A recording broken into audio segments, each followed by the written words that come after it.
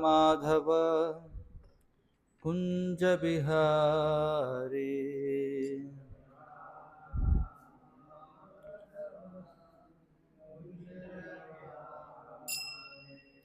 जय राधा माधव कुंज बिहारी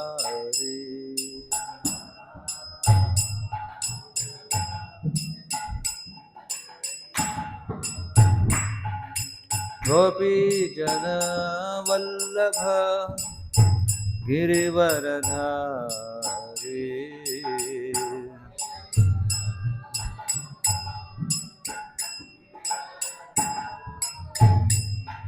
गोपी जन वल्लभ गिरिवरधारी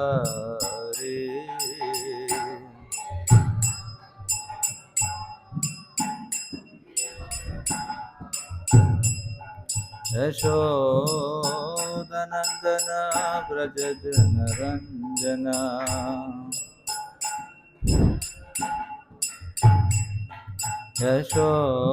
यशोदनंदन व्रज जनरंजना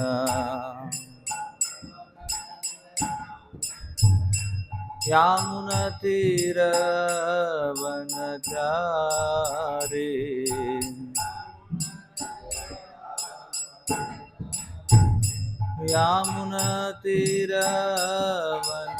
यामुनतीरवनचारी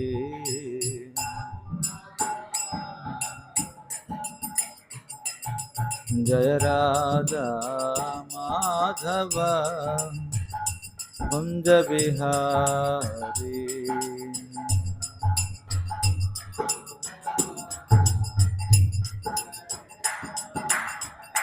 जय जय राधा माधव कुंज बिहारी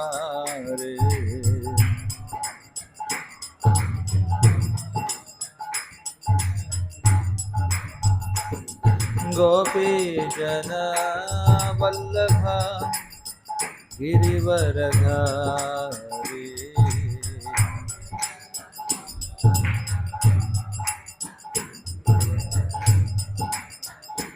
गोपी जन वल्लभ गिरिवरधारी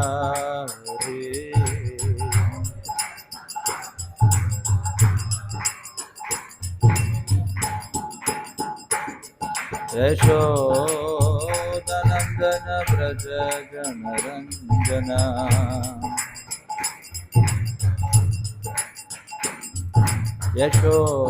यशोदनंदन व्रज जनरंजना यामुनतीरवनचारी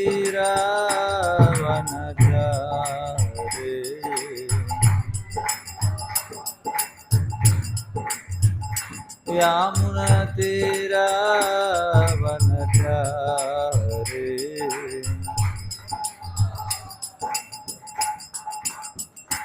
हरे Krishna Krishna Krishna Hare Hare Hare Ram Ram Ram Hare Hare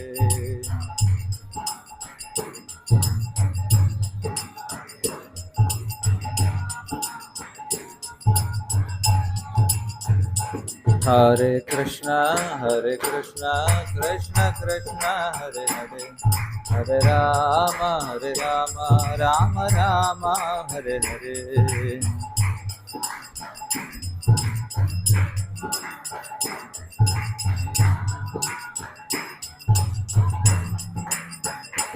Hare Krishna Krishna Krishna Hare Hare Hare Ram Ram Ram Hare Hare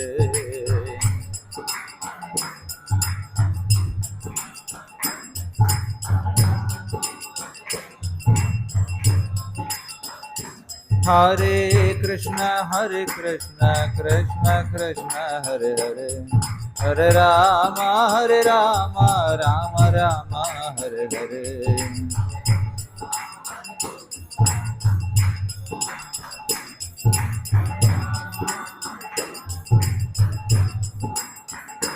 Hare Krishna, Krishna Krishna, Hare Hare, Hare Rama, Rama Rama, Hare Hare.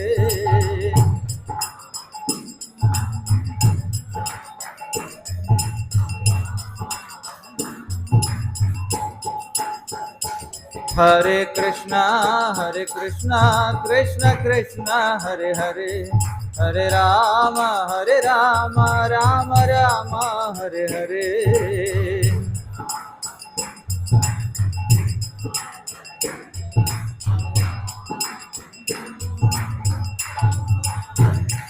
Hare Krishna, Krishna Krishna, Hare Hare, Hare Rama, Rama Rama, Hare Hare.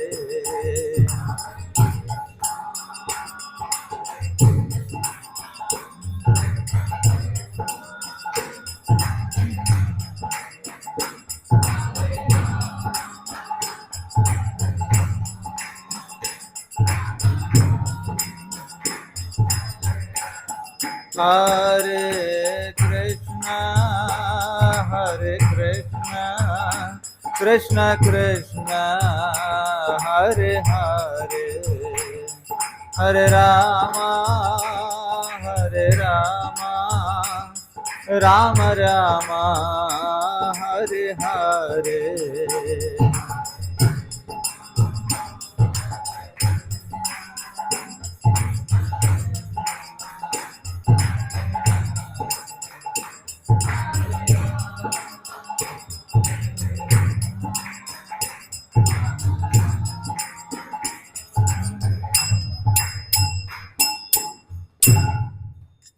हरिनाम संकीर्तन की जय, ग्रंथराज श्रीमद् भागवतम की जय।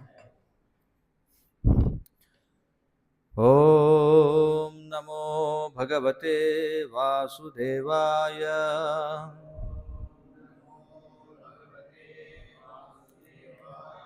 ओम नमो भगवते वासुदेवाय।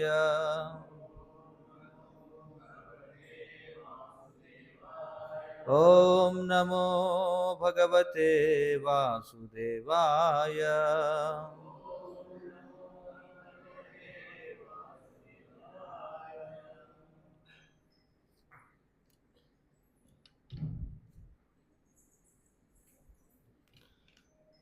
శ్రీమద్ భాగవతం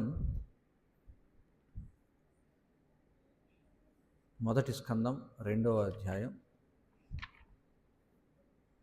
14వ శ్లోకం ఈరోజు మనం చర్చిద్దాం. మొదటగా పదపాఠం. తస్మాత్ ఏకేన మనసా భగవాన్ సాత్వతాం పతిః శ్రోతవ్యః కీర్తితవ్యః చ ధ్యేయః పూజ్యః చ నిత్యదా. తస్మాదేకేన మనసా భగవాన్ సాత్వతాం పతిః శ్రోతవ్యః కీర్తితవ్యశ్చ ధ్యేయః పూజ్యశ్చ నిత్యదా. తస్మాదేకేన మనసా భగవాన్ సాత్వతాం పతిః శ్రోతవ్యః కీర్తితవ్యశ్చ ధ్యేయః పూజ్యశ్చ నిత్యదా. తస్మాదేకేన మనసా భగవాన్ సాత్వతాం పతిః శ్రోతవ్యః కీర్తితవ్యశ్చ ధ్యేయః పూజ్యశ్చ నిత్యదా.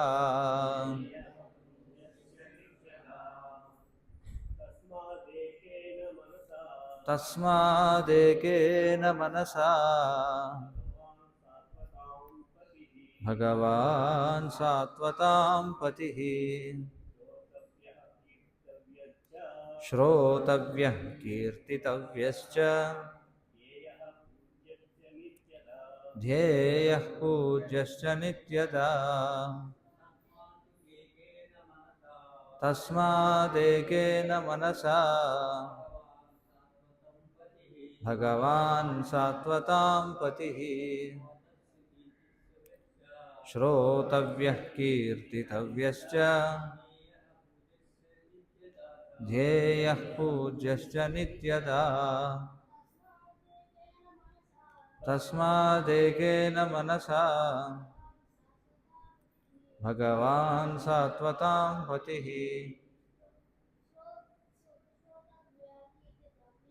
శ్రోతవ్యః కీర్తితవ్యశ్చ ధ్యేయః పూజ్యశ్చ నిత్యదా. మాతాజీ ఎవరైనా చదువుతారా? చదువు. తస్మాదేకేన మనసా భగవాన్ సాత్వతాం పతిః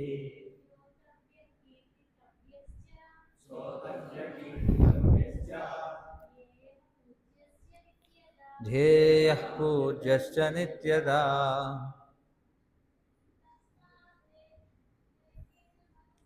తస్మాదేకేన మనసా భగవాన్ సాత్వతాం పతిః శ్రోతవ్యః కీర్తితవ్యశ్చ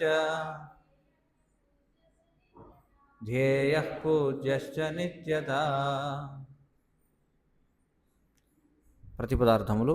తస్మాత్ అందుచే, ఏకేన మనస ఏకైక లక్ష్యంతో, భగవాన్ దేవదేవుడైన శ్రీకృష్ణుడు, సాత్వతాం పతిః భక్తుల రక్షకుడు, శ్రోతవ్యః శ్రవణము చేయవలెను, కీర్తితవ్యః కీర్తింపవలెను, చ మరియు ధ్యేయః స్మరించవలెను, పూజ్యః పూజింపవలెను, చ మరియు నిత్యదా ఎల్లప్పుడూ.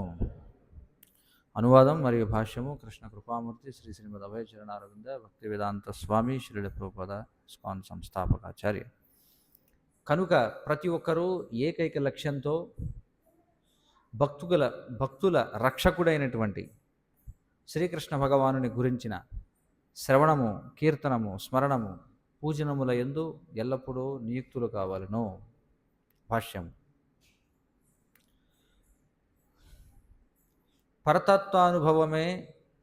పరతత్వానుభవమే మానవ జీవితపు పరమలక్ష్యమైనచో, సర్వ విధముల అట్టి కార్యమే మానవులతో ఆచరింపబడవలెను. పైన పేర్కొనబడిన సర్వ వర్ణములు, ఆశ్రమముల వారికి ఈ శ్లోకమున తెలుపబడినటువంటి శ్రవణము, కీర్తనము, స్మరణము, పూజనము అనే 4 విధానములు సాధారణ ధర్మములై ఉన్నవి.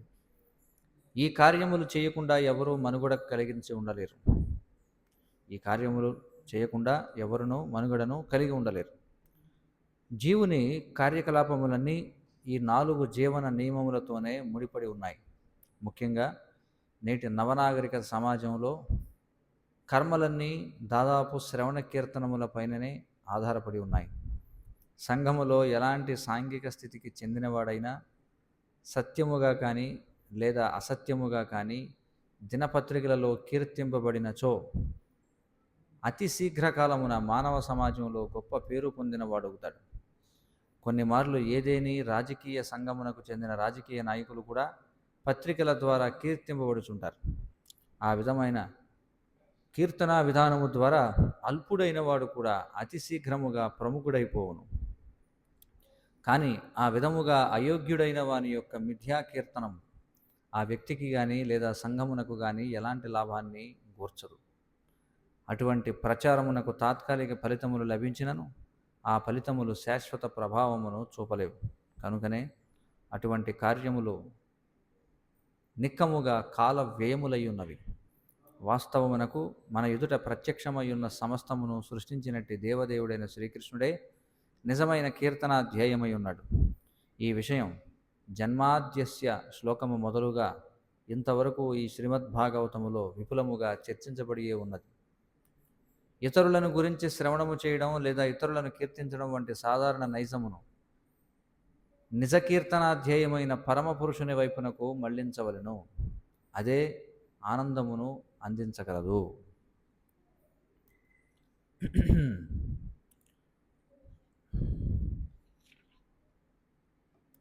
ఓం అజ్ఞానతిమిరాంధస్య జ్ఞానాంజనశలాకయా చక్షురున్మీలితం येन తస్మై శ్రీగురవే నమః.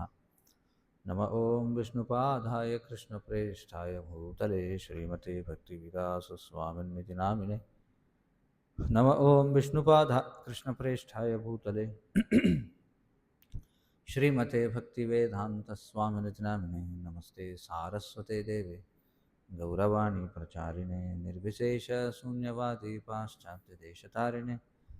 జయ శ్రీ కృష్ణ చైతన్య ప్రభు నిత్యానంద శ్రీ అద్వైత గదాధర శ్రీవాసాది గౌరభక్తవృంద. హరే కృష్ణ కృష్ణ కృష్ణ హరే హరే, హరే రామ రామ రామ హరే హరే. హరే కృష్ణ.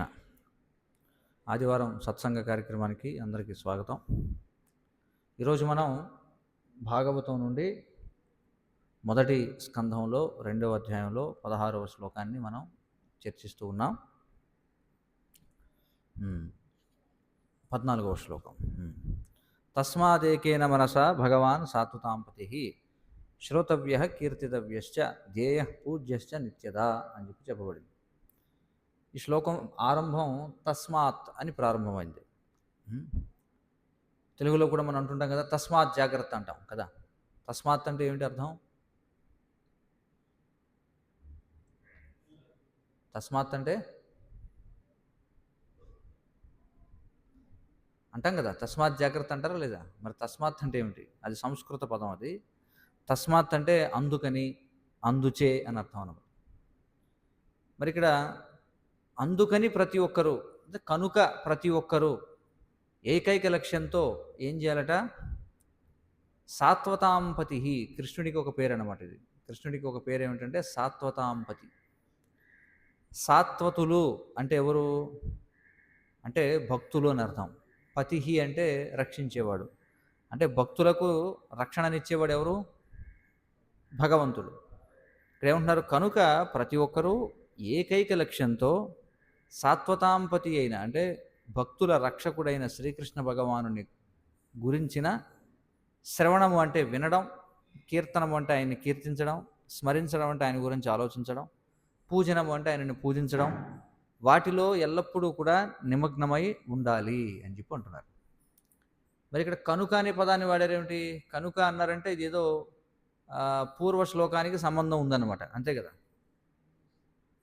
అంతేనే కదా, పూర్వ శ్లోకానికి సంబంధం ఉన్నట్టు. మరి పూర్వ శ్లోకంలో ఏం చెప్తున్నారు చూడండి. ఏం చెప్తున్నారంటే, ఓ ద్విజశ్రేష్ఠులారా, కనుకనే శ్రీకృష్ణ భగవానునికి సంతృప్తిని ఇవ్వడమే వర్ణాశ్రమ ధర్మ పద్ధతిని అనుసరించి మనుజుడు తన స్వధర్మమునకు నిర్దేశింపబడిన కర్మలను అనుసరించుట ద్వారా సాధించేది అత్యున్నత పూర్ణత్వం అని నిర్ణయింపబడినది. అంటే అర్థం ఏమిటంటే, మనం చూసాం పూర్వ తరగతిలో మానవ సమాజం అనేది శాస్త్రీయంగా విభజించబడింది. సైంటిఫిక్ ఏమంటారు, డివిజన్ ఆఫ్ సొసైటీ అని చెప్పి అంటారు. సమాజాన్ని ఇప్పుడు ప్రస్తుత సమాజంలో వర్గాలు ఉన్నాయా లేవా చెప్పండి? ఉన్నాయా లేవా? వేటి ఆధారంగా వర్గాలు ఉన్నాయి ప్రస్తుత సమాజంలో?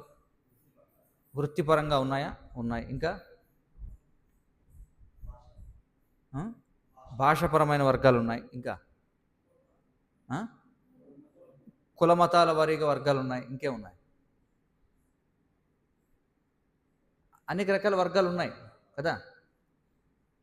అయితే సరే, ఇప్పుడు మనం ఒకవేళ చూద్దాం. ఇప్పుడు మతపరమైనటువంటి వర్గాలు ఉన్నాయి దేశంలో. కొంతమంది మహమ్మదీయులు, కొంతమంది క్రైస్తవులు, కొంతమంది హిందువులు ఇలా ఉన్నారు. కానీ వాస్తవంగా వాళ్ళు ఎవరని వాళ్ళ సర్టిఫికేట్లో ఉంటుందో నిజంగా వాళ్ళు దాన్ని అనుసరిస్తున్నారంటారా? చెప్పండి. ఇప్పుడు హిందువులు అన్నాం అనుకోండి, ఎంతమంది హిందువులకి అసలు హిందువుగా ఉండడం అంటే ఏమిటో తెలుసు? అత్యధిక శాతం మందికి తెలీదు. వాడు ఏమనుకుంటాడు, నేను ఈ కుటుంబంలో పుట్టాను కాబట్టి హిందువుని. లేదా మరొకడు ఏమనుకుంటాడు, నువ్వెందుకయ్యా క్రైస్తవుడివి అంటే, నేను క్రైస్తవ తల్లిదండ్రులకు పుట్టాను కాబట్టి. మరొకడు నువ్వెందుకయ్యా ముస్లింవి అంటే, ముస్లిం తల్లిదండ్రులకు పుట్టాను కాబట్టి. అంతే కదా! అంతకుమించి ఏమైనా లాజిక్ ఏమైనా ఉంటుందా దానికి? ఏం లేదు. అలాగే రకరకాల కులాలు కూడా ఉన్నాయి మన సమాజంలో చూస్తే. కొంతమంది ఓసీ వర్గంలోకి వస్తారు, కొంతమంది బీసీ వర్గంలోకి, కొంతమంది ఎస్సీ వర్గంలోకి, కొంతమంది ఎస్టీ వర్గంలోకి వస్తారు. ఇక్కడ కూడా మళ్ళీ అంతే. వాళ్ళేదో ఆ ఓసీలో మళ్ళీ అనేక రకాల కులాలుంటాయి, బీసీలో అనేక రకాల కులాలుంటాయి, ఎస్సీలో కులాలుంటాయి, ఎస్టీలో కులాలుంటాయి. కానీ అందులో ఎవరైనా అంటే ఈ కులాల మధ్య భేదం ఎలా కనిపిస్తుందో మనకి ఏమన్నా భేదం కనిపిస్తుందంటారా? ప్రస్తుత రోజుల్లో ఇప్పుడు మనుషుల్ని చూసి మీరు వాడు ఏ కులం వాడని చెప్పగలరా ఏమన్నా? లేదు. అంటే ఇక్కడ కూడా ఊరికే ఏదో వాడు ఫలానా కులంలో పుట్టాడు అంటే వాడి తల్లిదండ్రులకి ఒక కులం అని సర్టిఫికేట్లో ఉంది కాబట్టి వీడు కూడా ఆ తల్లిదండ్రులకు పుట్టాడు కాబట్టి వీడిని కూడా అదే కులం వాడిగా లెక్కేస్తారు. అంతకుమించి ఏదన్నా ప్రత్యేకత ఏమన్నా ఉందా? ఈ కులంలో పుట్టినవాడు ఇలాంటి పని చేస్తాడు, ఆ కులంలో పుట్టినవాడు అలాంటి పని చేస్తాడని ఈ రోజుల్లో అలాంటివి ఏమైనా ఉన్నాయా? అవి కూడా ఏమి లేవు. కానీ ఈ వర్గీకరణలు ఎలా ఉన్నా సమాజంలో ఎప్పుడూ కూడా శాస్త్రీయంగా ఉండేటువంటి వర్గీకరణలు ఉన్నాయి. అవి పైకి చెప్పనటువంటివి, అంటే చెప్పక్కర్లేదు. అలాగే అవి ఏదో ఒక దేశానికో, ఒక మతానికో, ఒక కులానికో సంబంధించినవి కావు. ఇప్పుడు నేను చెప్పబోయేవి అన్ని చోట్ల అంతర్లీనంగా ఉంటాయి. అదే శాస్త్రాల్లో కూడా చెప్పబడ్డాయి. ప్రతి సమాజంలో కూడా మేధావి వర్గం వాళ్ళు ఉంటారా? ఉండరా? ఉంటారా మేధావి వర్గం వాళ్ళు? హిందువుల్లో ఉన్నారా? క్రైస్తవుల్లో ఉన్నారా? మహమ్మదీయుల్లో ఉన్నారా? అలాగే ఓసీల్లో ఉన్నారా? బీసీల్లో ఉన్నారా? అన్ని కులాల్లో ఉన్నారా లేదా? ఉన్నారు. అన్ని దేశాల్లో కూడా ఉన్నారా లేదా? అన్ని కాలాల్లో కూడా ఉన్నారా లేదా? అలాగే పాలక వర్గం వాళ్ళు, అంటే పాలక వర్గం వాళ్ళంటే ఇక్కడ నాయకత్వ లక్షణాలు కలిగినటువంటి వాళ్ళు కూడా అన్ని రకాల్లో ఉన్నారా లేదా చెప్పండి? అన్ని మతాల్లో పాలక లక్షణాలు, నాయకత్వ లక్షణాలు ఉన్నవాళ్ళు ఉన్నారు. కులాల్లో ఉన్నారు, భాషల్లో ఉన్నారు, దేశాల్లో ఉన్నారు, జాతుల్లో ఉన్నారు. అలాగే వ్యాపార వర్గం వాళ్ళు అన్ని వర్గాల్లో ఉన్నారా లేదా? వ్యాపారం చేసేవాళ్ళు, అన్ని మతాల్లో వ్యాపారం చేసేవాళ్ళు ఉన్నారు. ఇది కూడా మళ్ళీ కుల, జాతి, మత అన్నిటికీ కూడా వర్తిస్తుంది. అలాగే అన్ని చోట్ల కూడా శ్రామిక వర్గం వాళ్ళు ఉన్నారా లేదా? అంటే లేబర్ క్లాస్, అంటే ఈ మేధావుల కిందో లేదా ఈ పాలకుల కిందో లేదా వ్యాపారస్తుల కిందో పనిచేసే ఒక వర్గం ఉందా లేదా? వాళ్ళకి ఏమన్నా ఇలా పనిచేసే వాళ్ళంతా వీళ్ళు ఒక మతంలో ఉంటారనేది ఏమైనా ఉందా? లేదు. ఈ శ్రామిక వర్గం వాళ్ళు కూడా అన్ని మతాల్లో, అన్ని కులాల్లో, అన్ని జాతుల్లో, అన్ని భాషల్లో, అన్ని దేశాల్లో ఉన్నారు. ఇవి సామాజికమైనటువంటి విభజనలు. ఇవి కాకుండా జీవితంలో మళ్ళీ 4 విభజనలు ఉన్నాయి. అంటే మనిషి పుట్టిన తర్వాత మరణించే లోపు మనిషి కూడా ఒక 4 దశలను చూస్తాడనమాట. ఇందాక మనం చెప్పుకున్నవి సహజమైనటువంటి 4 విభజనలు. ఇప్పుడు చెప్పబోయే దేని గురించి అంటే ప్రతి మనిషి జీవితంలో 4 సహజమైన దశలు. ఏమిటవి అంటే మొట్టమొదట విద్యార్థి జీవితం ఉందా లేదా? ఇది కూడా ఇందాక మనం చెప్పుకున్నట్టు అన్ని కుల, జాతి, మత, దేశ, వర్గ అన్నిట్లోనూ ఉందా లేదా విద్యార్థి జీవితం అనేది? ఉంది. కుటుంబ జీవితం అంటే వివాహం చేసుకున్న తర్వాత వైవాహిక జీవితం అనేది ఉందా? అన్ని చోట్ల ఉంది. అలాగే రిటైర్డ్ లైఫ్ అంటే విరమణ పొందినటువంటి జీవితం ఉందా లేదా? అన్నిట్లోనూ పదవి విరమణ చేసిన వాళ్ళు ఉంటారు కదా. అంటే వాడు వ్యవసాయం కానివ్వండి, వ్యాపారం కానివ్వండి, పాలకులు కానివ్వండి, లేకపోతే మేధావులు కానివ్వండి, ఏదో ఒక సమయంలో వాళ్ళు చేసే పని నుంచి విరమించుకోవాలా లేదా? చేసుకోవాలి. ఇక చివరికి వైరాగ్య జీవనం అంటే ఇంకా పూర్తిగా భగవంతుని సేవకే అంకితం అయిపోయినటువంటి వాళ్ళు. వీళ్ళు కూడా ఉన్నారా లేదా? అన్ని మతాల్లో, జాతుల్లో, కులాల్లో, దేశాల్లో, కాలాల్లో ఉన్నారా లేదా? ఉన్నారు.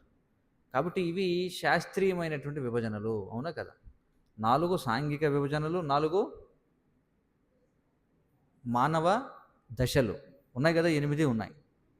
ఇక్కడ ఏం చెప్పారంటే ఒక్కొక్కరు వారు వారు ఏ మానవ దశకు చెందిన వాళ్ళో లేదా సామాజిక వర్గానికి చెందిన వాళ్ళు వాళ్ళకి సంబంధించినటువంటి ఆ వృత్తుల్లో బాగా చక్కగా రాణిస్తూ ఉండొచ్చు. కానీ ఆ విధంగా ఆ వృత్తుల్లో సక్రమంగా రాణించడం ద్వారా వారు దేన్ని లక్ష్యంగా పెట్టుకోవాలట అంటే భగవంతుణ్ణి సంతృప్తిపరచడమే లక్ష్యంగా పెట్టుకోవాలట ప్రతి ఒక్కరు కూడా. అంటే ఒక మేధావి అతని యొక్క రంగంలో సంపూర్ణమైన ఆనందాన్ని పొందాలంటే తన మేధస్సుని భగవంతుడి సేవలో వాడాలి, శాస్త్రాలు చెప్తున్నాయి. అలాగే ఒక పాలకుడు అతని యొక్క ఏదైతే వర్ణం ఉందో అందులో సంపూర్ణతను సాధించాలంటే అతడు భగవంతుని ప్రతినిధిగా పాలన చేయాలి. అలాగే ఒక వ్యాపారవేత్త తాను చేసేటువంటి వ్యాపారంలో సఫలీకృతుడు అవ్వాలంటే ఆ వ్యాపారపు ఫలితాన్ని భగవంతునికి అర్పించాలి. అలాగే ఒక శ్రామికుడు తాను చేసేటువంటి శ్రమ వృధాగా పోకూడదంటే అతడు భగవంతుని కోసం తన యొక్క శ్రమని అంకితం చేయాలి. ఇవి 4 సామాజిక వర్గాలు. ఇక మనిషి దశలో ఉన్నటువంటి మనిషి జీవితంలో ఉన్న 4 దశలు. ఒక విద్యార్థి జీవనం.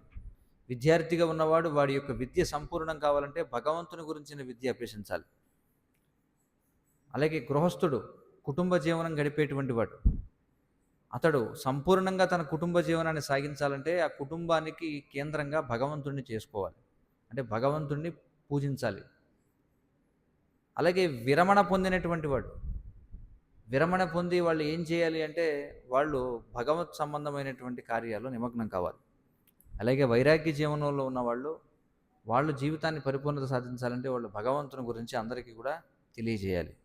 ఈ విధంగా సమాజంలో ఉన్న వాళ్ళందరూ వారి వారి యొక్క వర్ణాల్లో వారి వారి యొక్క ఆశ్రమాల్లో భగవంతునికి సేవ చేయడం ద్వారా సంతృప్తి చెందుతారు అని చెప్పబడింది. అది పూర్వ శ్లోకం. కనుక ఇప్పుడు ఈ శ్లోకంలోకి వస్తే ఏం చెప్తున్నారు? అందుకని ప్రతి ఒక్కరూ కూడా ఏకైక లక్ష్యాన్ని కలిగి ఉండాలట జీవితంలో. ఇప్పుడు ఇక్కడ మనం చెప్పుకున్న 4 వర్ణాల వాళ్ళకి 4 ఆశ్రమాల వాళ్ళకి ఏకైక లక్ష్యం ఏం కనిపిస్తుంది? ఏంటది? అందరూ సమానంగా చేయాల్సింది. వాళ్ళ వృత్తులు ఏమైనా కానివ్వండి, వాళ్ళ జీవితంలో ఏ దశలో అయినా ఉండనివ్వండి. కానీ అందరూ కూడా సమానంగా చేయాల్సిన ఒక కార్యం ఏమిటి? భగవంతుణ్ణి సంతృప్తిపరచడం. అది ఇక్కడ ఈ శ్లోకంలో ఏం చెప్తున్నారు? ఇక్కడ భగవంతుని ఏమన్నారంటే సాత్వతాంపతి అని చెప్పన్నారు. సాత్వతాంపతి అంటే అర్థం ఏమిటి? భక్తులను రక్షించేటువంటి భగవంతుడి గురించినటువంటి శ్రవణము, కీర్తనము, స్మరణము, పూజనము, ఈ 4 పనులు చేయాలట ప్రతి ఒక్కరు. ప్రతి ఒక్కరూ చేయాల్సినటువంటి 4 పనులు ఏమిటవి? శ్రవణం అంటే ఏమిటి? వినడం. ఎవరి గురించి? భగవంతుడి గురించి. కీర్తనము అంటే మాట్లాడడం, పొగడడం. ఎవరి గురించి? భగవంతుని గురించి. స్మరణము, స్మరించడం అంటే ఏమిటి? గుర్తు చేసుకోవడం, ఆలోచించడం. ఎవరి గురించి? భగవంతుడి గురించి. పూజనము అంటే సేవ చేయడం, పూజించడం. ఎవరికి చేయాలి? భగవంతుడికి చేయాలి. కాబట్టి మీరు ఎవరైనా సరే ఇప్పుడు ఖచ్చితంగా ప్రతి వ్యక్తి 8 ఏదో ఒక దాంట్లో ఉంటాడంటారా లేదా? చెప్పండి. ఇప్పుడు మీరు ఇక్కడ ఉన్నారండి, ఇక్కడ ఉన్న వాళ్ళందరూ కూడా ఇప్పుడు నేను చెప్పిన 8లో ఏదో ఒక దాంట్లో ఉన్నవాళ్ళైనా కదా? ఇప్పుడు ఇక్కడ అబ్బాయి కూర్చొని ఉన్నాడు, వీడు ఇందులోకి వస్తాడు. ఇప్పుడు ఇందులోకి వస్తాడు విద్యార్థి. ఆ వెనకాల ఇంకో ఆయన ఉన్నారు, పెద్ద ఆయన కూర్చున్నారు. మీరు ఎందులోకి వస్తారు చెప్పండి? ఏ దశలోకి వస్తారు? 3వ దశ ఏముంటుంది? విరమణ. అంతేనా? Retired life. ఇప్పుడు ఇంకొకళ్ళు ఉన్నారనుకోండి, వాళ్ళు ఎందులోకి వస్తారు? గృహస్థ జీవనం. ఇలా ప్రతి ఒక్కరూ కూడా.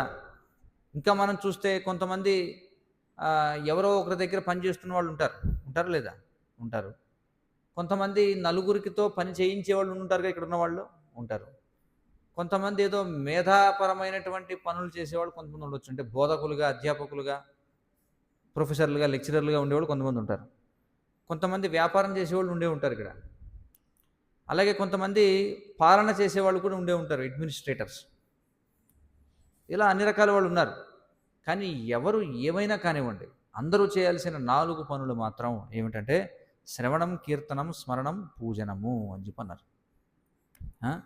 ఎందుకని చెప్తున్నారంటే వాస్తవంగా ప్రతి ఒక్కళ్ళు ఇవే చేస్తున్నారు కాబట్టి. వాస్తవంగా ప్రతి ఒక్కళ్ళు మీరు చూడండి, సమాజంలో అందరూ చేస్తున్న పనులు ఏమిటి? 4 చేస్తున్నారా లేదా? ఏమంటారు?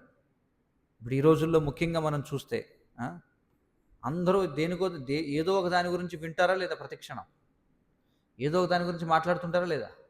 ఏదో ఒక దాని గురించి ఆలోచిస్తుంటారా లేదా? ఎవరో ఒకరిని పూజిస్తారా లేదా? చెప్పండి. పూజిస్తూనే ఉంటారు. ఈ 4ని తప్పించగలమా మనం మానవ సమాజంలో? తప్పించలేం. బాబిలరా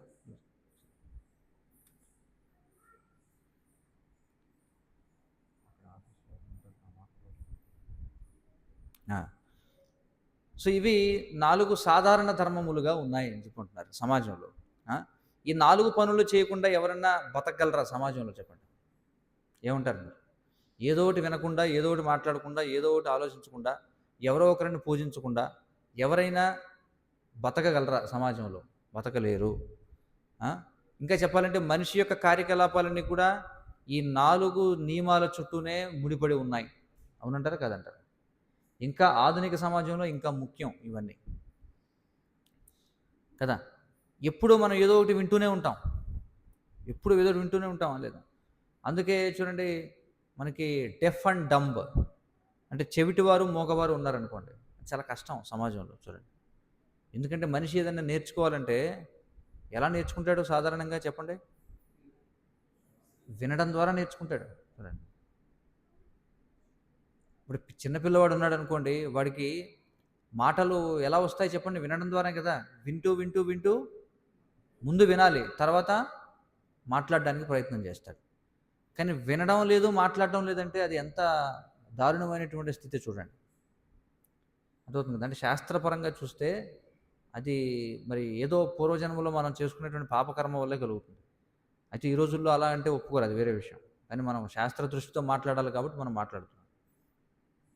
లేదంటే ఇప్పుడు ఎందుకని ఒక వ్యక్తి జన్మతః ఒక వ్యక్తి అందంగా ఉంటాడు, ఒకడేమో కురూపిలా ఉంటాడు, ఒకడికి అంగవైకల్యంతో పుడతాడు, ఇంకొకడేమో చక్కగా పుడతాడు, ఒకడు ధనవంతుల కుటుంబంలో పుడతాడు, ఒకడు పేదవాడిగా పుడతాడు. ఇలా సంఘంలో అసమానతలు కనిపిస్తున్నాయా లేదా? మరి ఈ అసమానతలకు కారణం ఏమిటి? వాళ్ళు ఏం వివరిస్తారు చెప్పండి. ఒకవేళ ఈ అసమానతలన్నిటికీ భగవంతుడే కారణం అన్నాం అనుకోండి, సాధారణంగా అలాగే చెప్తారు. క్రైస్తవులు, మహమ్మదీయులు వాళ్ళని ఇల్లు అడిగారు అనుకోండి, ఎందుకు ఒకడు గుడ్డివాడిగా పుడుతున్నాడు, ఒకడేమో మంచివాడిగా పుడుతున్నాడు, ఒకడు దొంగగా ఉంటున్నాడు, ఒకడేమో ఇలా ఎందుకు ఉంటున్నాడని అడిగితే వాళ్ళు ఏమంటారంటే ఇదంతా భగవంతుడి ఆజ్ఞ అని చెప్పంటారు. కానీ మరి భగవంతుడు అనేవాడు అందరికీ సమానం అయి ఉండాలా లేదా? చెప్పండి. ఏమంటారు? భగవంతుడు కరుణామయుడు, దయామయుడు అని అంటారు కదా. మరి అలాంటప్పుడు ఆయన అందరినీ సమానంగా ఒకేలా సృష్టించాలా లేదా? ఎందుకని ఇన్ని భేదాలు? కొంతమంది స్త్రీలుగా, కొంతమంది పురుషులుగా, కొంతమంది నల్లగా, కొంతమంది తెల్లగా, కొంతమంది పొట్టివాళ్ళు, కొంతమంది పొడుగువాళ్ళు, కొంతమంది ఏవో కొన్ని అంగాలు లేకుండా కొంతమంది. చూడండి, మరి దానికి భగవంతుడే కారణం అని చెప్పగలమా? మరి అలా వ్యక్తుల మధ్య అసమానతను చూపించేవాడు భగవంతుడు అవుతాడంటారా? కృష్ణుడు ఏమంటున్నాడు భగవద్గీతలో? సమూహం సర్వభూతేషు నమే ద్వేషోస్తి న ప్రియ అని చెప్పుకుంటున్నాడు. ఏమంటాడు? సమూహం సర్వభూతేషు, నేను సకల జీవుల పట్ల సమానంగా వ్యవహరిస్తాను, నేను ఎవరిని ద్వేషించను, ఎవరిని ప్రత్యేకించి ప్రేమించను అని చెప్పుకుంటున్నాడు. స్పష్టంగా చెప్తున్నాడు. మరి ఆయన చేస్తాడా ఇలాంటి అసమానతలు? భగవంతుడైతే కారణం కాదు. ఒకవేళ నిజంగా భగవంతుడే కారణం అయితే అలాంటి భగవంతుడిని పూజించాల్సిన అవసరం ఉందంటారా? లేదు. మరి వీటన్నిటికీ కారణం ఏమై ఉండాలి? ఏమై ఉండాలి? మనం చేసుకున్నటువంటి కర్మానుసారంగా మనం ఇవన్నీ కూడా అనుభవిస్తున్నాం. ఇది అర్థం చేసుకోవాలి. కాబట్టి కర్మ నుంచి బయటపడాలంటే మనం ఏం చేయాలి? ఈ 4 భగవంతునికి చేయాలి. శ్రవణం, కీర్తనం, స్మరణం, పూజనం అని చెప్పి అన్నారు. కాబట్టి అందుకే ఇవి చాలా ముఖ్యం. వినడం అనేది చాలా ముఖ్యం. ప్రతి క్షణం మనం ఎవరో ఒకరి గురించి వింటూనే ఉంటాం, వినకుండా ఉండలేం మనం. చూడండి, ముఖ్యంగా నేటి నవనాగరిక సమాజంలో పనులన్నీ దాదాపు వినడం, మాట్లాడడం పైనే ఆధారపడి ఉన్నాయి. సోషల్ మీడియా, అవునా? అది లేనివాడు ఎవడన్నాడు ఈ రోజుల్లో? స్మార్ట్ ఫోన్ లేనివాడు ఎవడున్నాడు? స్మార్ట్ ఫోన్ ఉండి వాట్సాప్ లేకపోతే ఫేస్బుక్ ఇలాంటివి వాడని వాడు ఎవడున్నాడు చెప్పండి? అంతా కూడా దేనిపై ఆధారపడి ఉంది? కమ్యూనికేషన్, అంతే కదా, సమాచార వినిమయం. అది లేకపోతే ఏమవుతుంది? ఒకసారి ఊహించుకోండి. ఒక ఒక రోజు పాటు మొత్తం ఇంటర్నెట్ సేవలన్నీ కూడా ఆగిపోయాయి అనుకోండి. నష్టం ఏమైనా ఉంటుందంటారా? ఉండదా? ఏమంటారు? నష్టం ఉంటుందా లేదా? సందేహమా ఏమన్నా? నష్టం ఉంటుందా లేదండి? ఖచ్చితంగా నష్టమే. చూడండి, అంటే సంఘంలో ఎలాంటి సాంఘిక స్థితికి చెందినవాడైనా సత్యముగా కానీ అసత్యముగా కానీ దినపత్రికలలో కీర్తింపబడితే అతి కొద్ది కాలంలోనే మానవ సమాజంలో గొప్ప పేరు పొందినవాడు అవుతాడు. చూడండి, ఎవరైనా సోషల్ మీడియాలో వైరల్ అని చెప్పి అంటారు. చూడండి, ఈ మధ్య ఈ వ్యక్తి వైరల్ అవుతున్నాడండి బాగా, అంతే కదా. ఇది అప్పట్లో, అంటే ఈ గ్రంథం రాసినప్పట్లో న్యూస్ పేపర్లు అని చెప్పి అన్నారు. అంటే రోజు న్యూస్ పేపర్లో ఒకటి గురించి వస్తుందంటే చాలా కొద్ది కాలంలోనే వాడు ఏం చేస్తాడు? గొప్ప పేరు పొందుతాడా లేదా చెప్పండి? అందుకే పూర్వం మనం చూస్తే పెయిడ్ అడ్వర్టైజ్మెంట్లు అనేవి ఉంటాయి. కొంతమంది కావాలనే ఏం చేస్తారంటే రోజు ఏదో ఒక విధంగా వార్తాపత్రికల్లో పడాలన్నమాట. నాకు తెలుసు కొంతమంది అలాంటి వాళ్ళు ఊరికి పనున్నా లేకపోయినా ఏదో ఒక దగ్గరికి వెళ్ళి ఏదో చిన్న పని చేసి పేపర్ వాడితో వేయించుకుంటారనమాట. ఏమి ఖాళీగా ఉన్నారనుకోండి, ఏ పని లేదనుకోండి, రోడ్డు మీద పిచ్చి వాళ్ళు ఉంటారు కదా, వాళ్ళని తీసుకెళ్ళి ఏదో బార్బర్ షాప్ దగ్గరికి తీసుకెళ్ళి గుండు కొట్టించి ఫోటో వేయించుకోవడం. పలానా వ్యక్తి ఇలాగా ఎవరైతే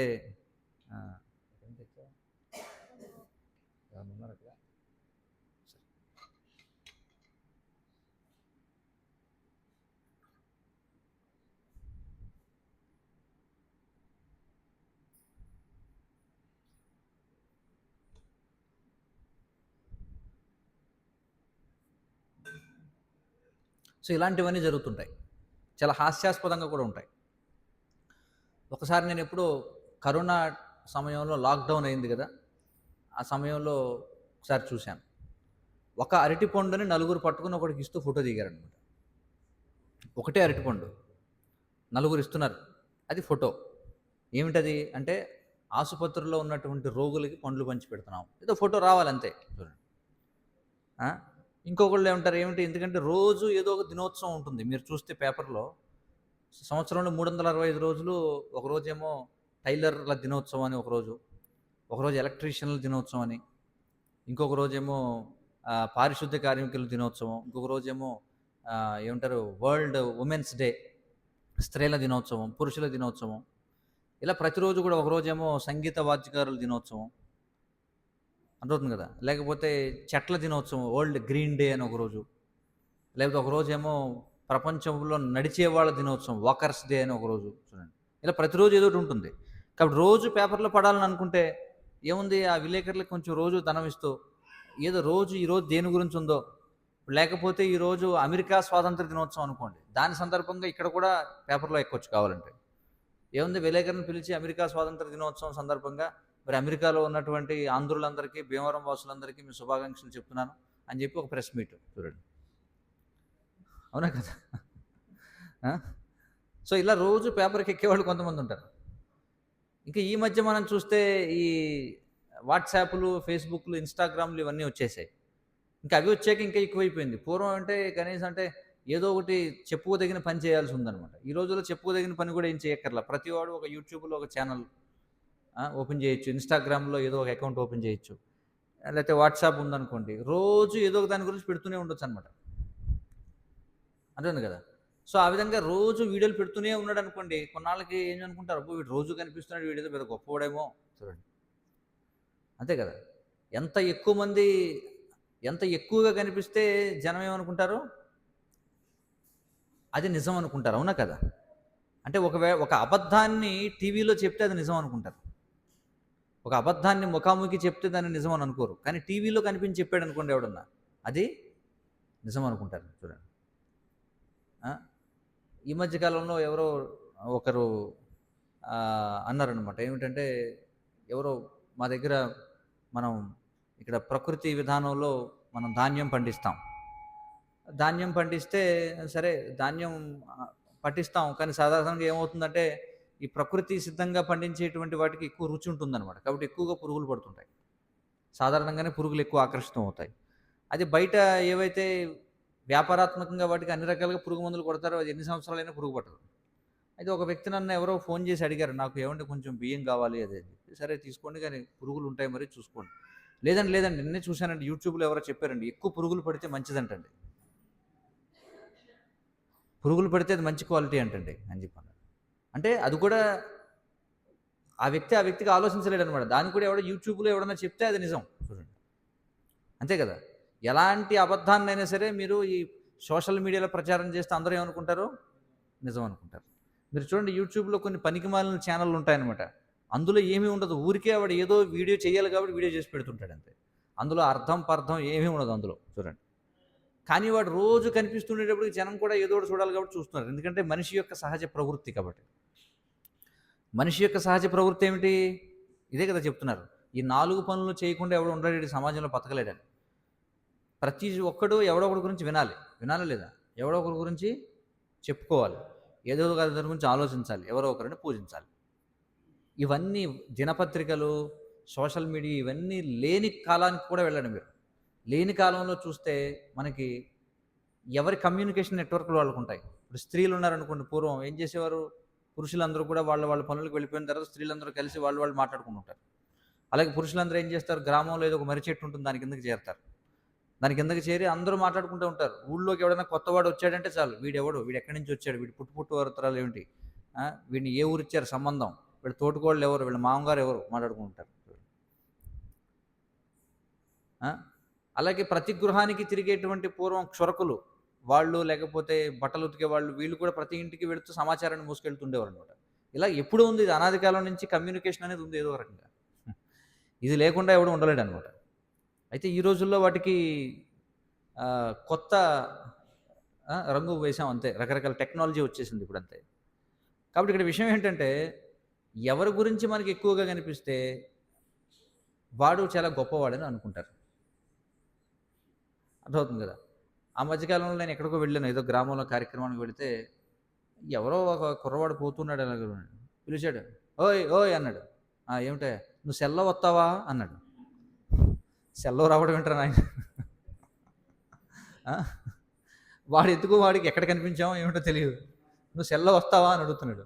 అంటే సెల్లో వస్తే ఏంటో అదేమన్నా గొప్ప? సో కాబట్టి ఏమిటంటే సమాజం అలా ఉందన్నమాట. అందుకే ఇక్కడ ఏమంటున్నారంటే సత్యముగా కానీ అసత్యముగా కానీ కీర్తింపబడ్డాడు అనుకోండి ఎవరైనా దినపత్రికల్లో అతి శీఘ్ర కాలంలోనే మానవ సమాజంలో గొప్ప పేరొందిన వాడు అవుతాడు. కొన్నిసార్లు ఏదైనా రాజకీయ సంఘానికి చెందిన రాజకీయ నాయకులు కూడా పత్రికల ద్వారా కీర్తింపబడుతూ ఉంటారు. చూడండి పెయిడ్ ప్రమోషన్ అని చెప్పి అంటారు. ప్రతి దానిలో ఉంటుంది ఇది పెయిడ్ ప్రమోషన్, అవునా కదా? ఇప్పుడు వాస్తవానికి న్యూస్ పేపర్ ఎందుకు మొదలుపెట్టారు అంటే మనకేం చెప్పారు న్యూస్ పేపర్ మొదలుపెట్టినప్పుడు? దేనికోసం ఉంది న్యూస్ పేపర్ అనేది? వార్తలు తెలియజేయడం కోసం. అది మనకు చెప్పే విషయం. కానీ మనకి వార్తలు కొంచెం అలవాటైన తర్వాత అప్పుడు వ్యాపారం మొదలు పెడతారనమాట. ముందు నిజమైన వార్తలు వస్తాయి మీకు. తర్వాత ఏమవుతుంది? ఆ వార్తాపత్రిక ఎవడో ఒకడికి అడ్వర్టైజ్మెంట్ పత్రిక అవుతుంది. అంతేనే కదా! కొన్నాళ్ళకి ఏమైపోతుందంటే ఏది వార్త, ఏది వాణిజ్య ప్రకటన కూడా తెలీదనమాట. ఇప్పుడు ఈ రోజుల్లో మీరు వార్తలకి, వాణిజ్య ప్రకటనలకి తేడా తెలుసుకోగలరా? తెలీదు. ఒక పెద్ద ఆర్టికల్ రాస్తాడు. అంతా రాసేసిన తర్వాత చివరిలో రాస్తాడు. ఇది వాస్తవానికి పలానా వాళ్ళు దీన్ని స్పాన్సర్ చేశారు దీన్ని అని చెప్పి అంటాడు. అంటే ఇది వాడెవడో డబ్బులిచ్చి ఆ వార్త వేయించుకున్నాడు అనమాట. అలాగే యూట్యూబ్లోకి వెళ్ళారనుకోండి, మీకు ఏదన్నా గూగుల్లో సెర్చ్ చేస్తే గూగుల్లోకి వెళ్ళి మీరు ఏదైనా సరే దేని గురించి మీరు వెతికినా ముందు ప్రమోషన్స్ వస్తాయి ముందు. అంటే ఆల్రెడీ డబ్బులు ఇచ్చి ఎవడైతే అడ్వర్టైజ్మెంట్ చేసుకునేవాడి ముందు వస్తాయి. అంతే కదా! యూట్యూబ్లోకి వెళ్ళారనుకోండి ముందు పెయిడ్ వస్తాయి. ఎవరైతే డబ్బులు కట్టి అడ్వర్టైజ్మెంట్ చేయించుకుంటారో వాళ్ళే వస్తాయి. సో కాబట్టి అది పద్ధతి అనమాట. అందుకే ఇప్పుడైతే ఏకంగా ఒక వార్తాపత్రిక పేరు చెప్పామంటేనే ఇది ఆ పార్టీకి సంబంధించింది, ఈ వార్తాపత్రికను కానీ ఈ పార్టీకి సంబంధించింది, లేకపోతే టీవీలో ఈ ఛానల్ అనేటప్పటికీ ఇది ఆ పార్టీకి సంబంధించింది. అంటే అదే వార్త ఏకం సత్ విప్రాహ బహుదా వదంతి అని శాస్త్రాలు చెప్పినట్టుగా అదే సంఘటన ఒకడిని పొడిచాడు. దాన్ని మీరు ఏ పేపర్లో చదివితే అంటే నిజం అనేది మీరు ఏ పేపర్లో చదివారు అనేది కూడా ఆధారపడి ఉంటుంది అనమాట. అంతే కదా. ఫలానాది జరిగింది, అది నిజమా కాదా అంటే మీరు చదివే పేపర్ని బట్టి, మీరు ఆ వార్తని ఏ ఛానల్ నుంచి వింటున్నారో దాన్ని బట్టి అది నిజమా అబద్ధమా అనేది ఆధారపడి ఉంటుంది. అంటే ఇప్పటికీ ఎవరికి వాస్తవం తెలియదు అనమాట. అది పరిస్థితి.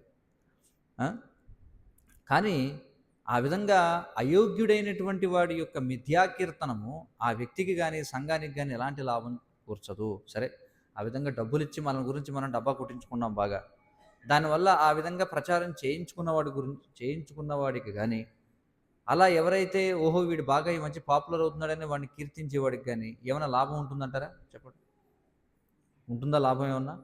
ఏమీ లాభం లేదు.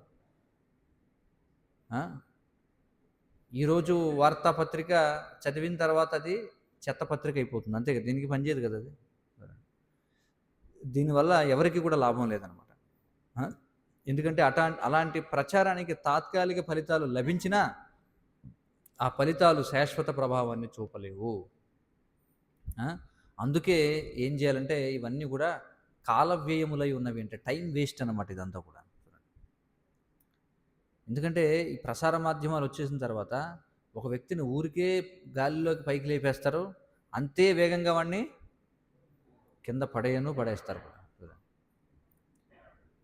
అనవసరంగా మనం ఇంత విలువైనటువంటి మానవ జన్మను పొంది మీడియాలో ఎవరిని కీర్తిస్తే వాడిని మనం కూడా కీర్తించి, వాళ్ళు ఎవరిని పడేస్తే వాడిని మనం కూడా పడవేసి, చూడండి వాడు ఎందుకు గొప్పవాడయ్యాడు, ఎందుకంటే పేపర్లో గొప్పవాడని చెప్పారు కాబట్టి. మళ్ళీ వాళ్ళే కొన్నాళ్ళకి వాడు మంచోడు కదంటారు, మళ్ళీ మనం కూడా మంచోడు కదంటాం. కానీ వాడికి మనకి ఏమైనా సంబంధం ఉందో చెప్పండి వాస్తవానికి? వాడేదో వాడి పనిలో వాడున్నాడు, మన పనిలో మనం ఉన్నాం. కానీ ఊరికే నలుగురు వాడు మంచివాడు అన్నారని మనం కూడా కీర్తిస్తాం, వీడు చాలా మంచివాడు అంటారు. అలాగే రేపు పొద్దున్న నలుగురు వాడిని చెడ్డవాడు అంటే మనం కూడా వాడికి మనకి సంబంధం లేదు, వాడు ఏం చేశాడో కూడా మనకు తెలియదు, వాడు మంచి చేశాడో చెడు చేశాడో మనకు తెలియదు, కానీ మనం కూడా ఏమంటాం, వాడు చెడ్డవాడు అంటండి.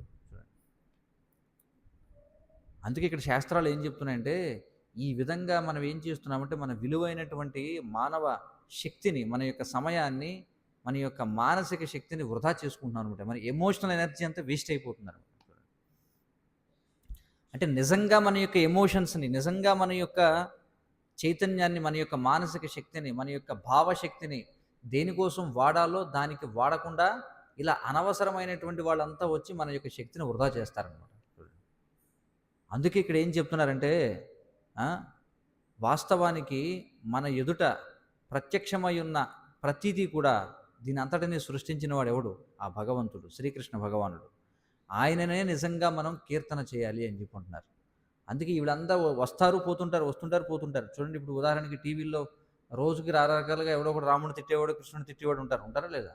ఇప్పుడు కూడా ఏదో గొడవ జరుగుతుంది ఎక్కడో కదా, వాడు ఎవడో ఎక్కడో కూర్చొని రాముడిని ఏదో అన్నాడంట. చూడండి, అరే ఇప్పటికి రామాయణం జరిగి 1,72,00,000 పైన సంవత్సరాలు అవుతున్నాయి. ఈ లోపల ఇప్పుడు మనం 28వ మహాయుగంలో ఉన్నాం, 24వ మహాయుగంలో జరిగింది రామాయణం. అప్పటికి ఇలాంటి కలియుగాలు ఎన్నో దాటిపోయాయి. అంటే ఇప్పటికీ లెక్కలేనంత మంది వచ్చి రాముడిని కృష్ణుడిని విమర్శించిన వాళ్ళు 2 మంది ఉంటారు. వాళ్ళందరూ వెళ్ళిపోయారు, కానీ రాముడు కృష్ణుడు అలాగే ఉన్నాడు, వాడిని పూజించే వాళ్ళు కూడా అలాగే ఉన్నారు. అవునా కదా? ఎంతమంది రాక్షసులు! రావణుడు దూషించాడా లేదా? రావణుడు దూషించాడా లేదా? లేదా కంసుడు కృష్ణుడిని దూషించాడా లేదా? మన చరిత్రలు చూస్తే ఎంతమంది అసురులు! కాలగమనంలో రాముడిని కృష్ణుడిని భగవంతుడిని విమర్శించని కాలం ఇప్పుడుంది. విమర్శించిన వాళ్ళు ఎంతమంది ఉన్నారు చెప్పండి? ఇలాంటి వాళ్ళు ఎంతమంది ఉన్నారు చరిత్రలో? వాళ్ళందరూ పుట్టారు మరణించారు. ఇప్పుడు కూడా ఎవరో మాట్లాడుతున్నాడు, ఎవడో మాట్లాడు, వాడు కొన్నాళ్ళు ఉంటాడు, వాడు వెళ్ళిపోతాడు. కానీ రాముడు అలాగే ఉంటాడు, రామ భక్తులు అలాగే ఉంటారు, రామ భక్తి అలాగే ఉంటుంది. రామనామాన్ని జపించే వాళ్ళు ఉంటారో లేదు? కాబట్టి అలాంటి అనవసరమైనటువంటి వాళ్ళ గురించి మనం టైం వేస్ట్ చేసుకోకూడదు అనమాట. మనం ఏం చేయాలి? మన రాముడిని కీర్తించాలి, మనం కృష్ణుని కీర్తించాలి, మన రాముడి గురించి కృష్ణుడి గురించి వినాలి, మన రాముడిని కృష్ణుడిని పూజించాలి. వీళ్ళందరూ వస్తుంటారు పోతుంటారు కాలగమనంలో. చూడండి,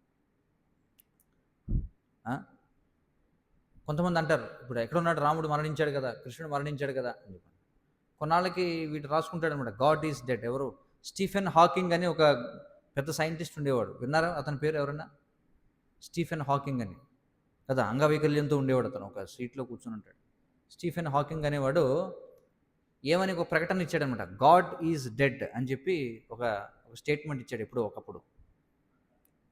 అంటే భగవంతుడు అనేవాడు లేడు, భగవంతుడు మరణించాడు అని చెప్పి.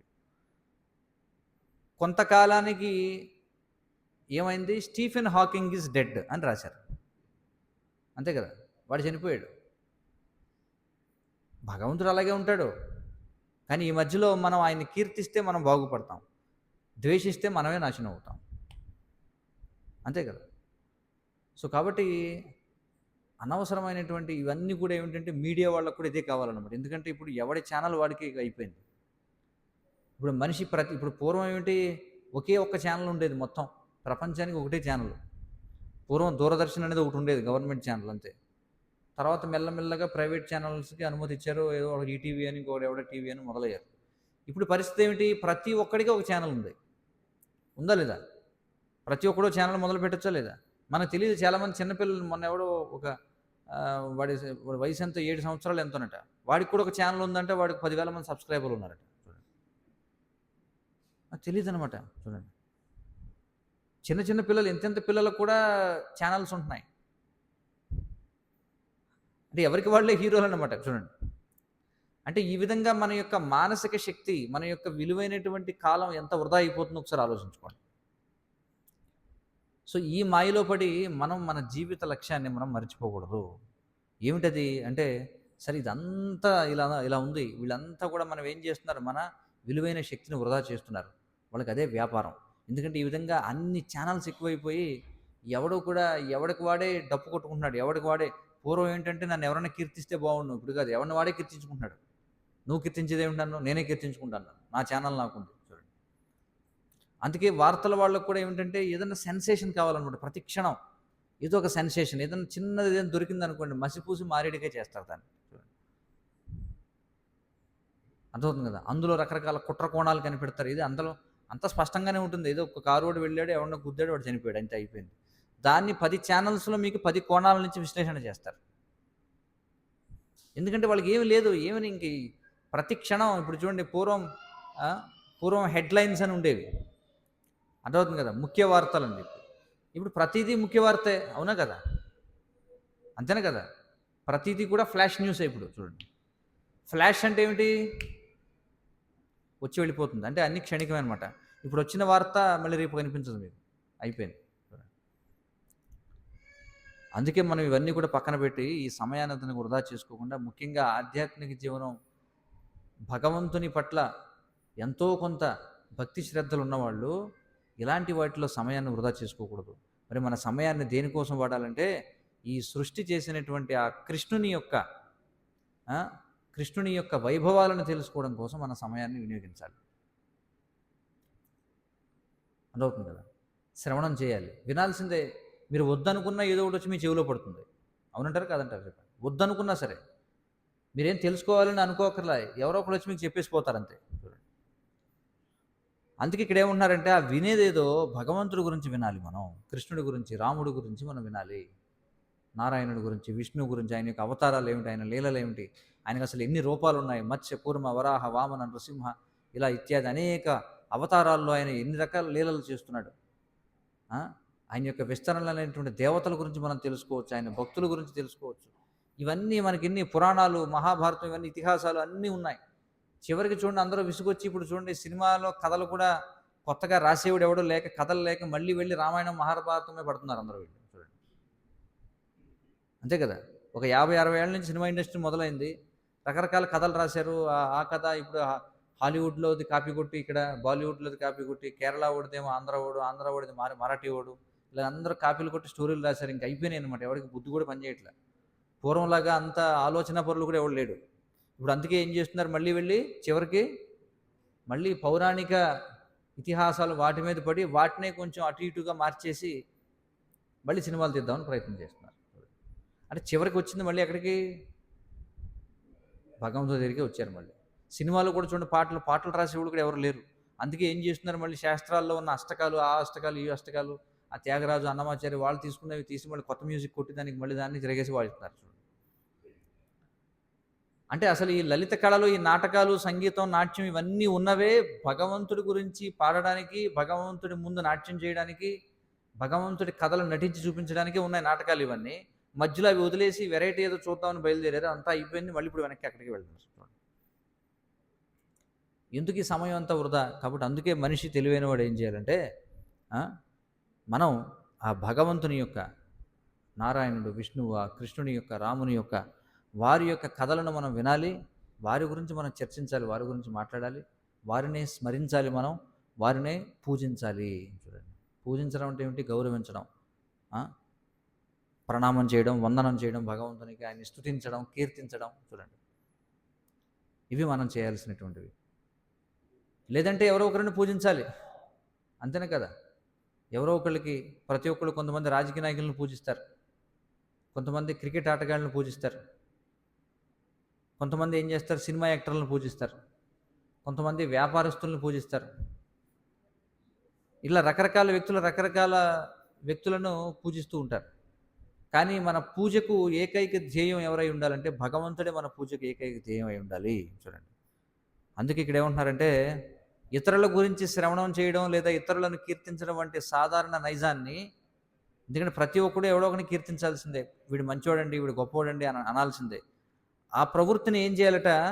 నిజ కీర్తనాధ్యేయమైన పరమపురుషుడు, నిజంగా కీర్తింపదగినటువంటి వాడు ఎవరు, నిజంగా ఎవరి గురించి వినాలి మనం, నిజంగా ఎవరి గురించి స్మరించాలి, నిజంగా ఎవరి గురించి పూజించాలి, ఎవరిని పూజించాలి, అలాంటి పరమపురుషుడైనటువంటి భగవంతుని వైపు మనం మళ్ళించాలి.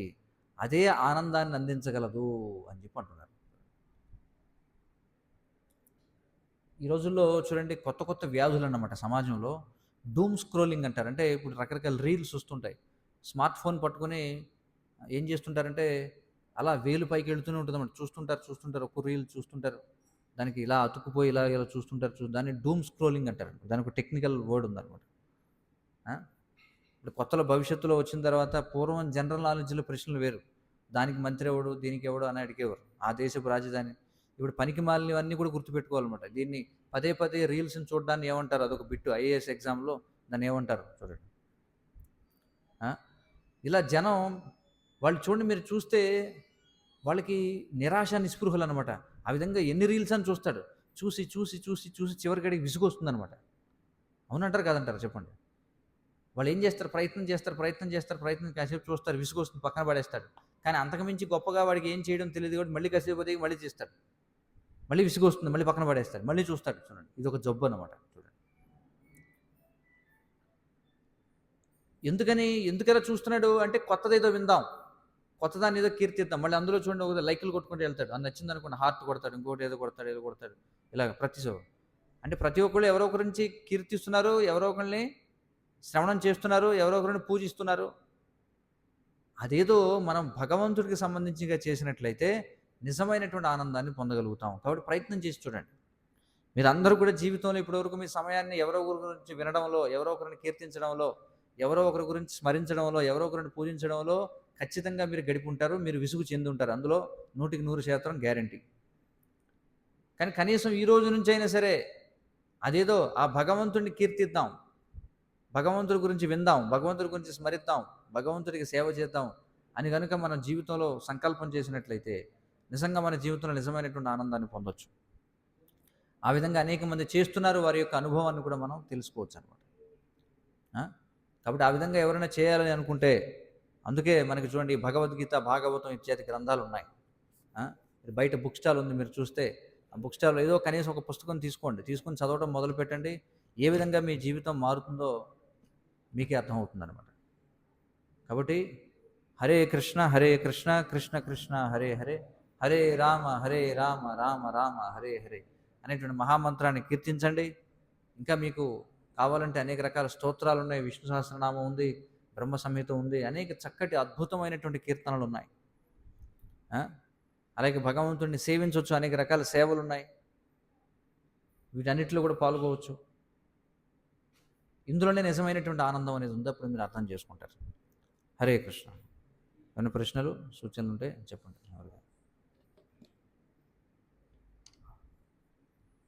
ఏమైనా ప్రశ్నలు ఉన్నాయి ఎవరికైనా?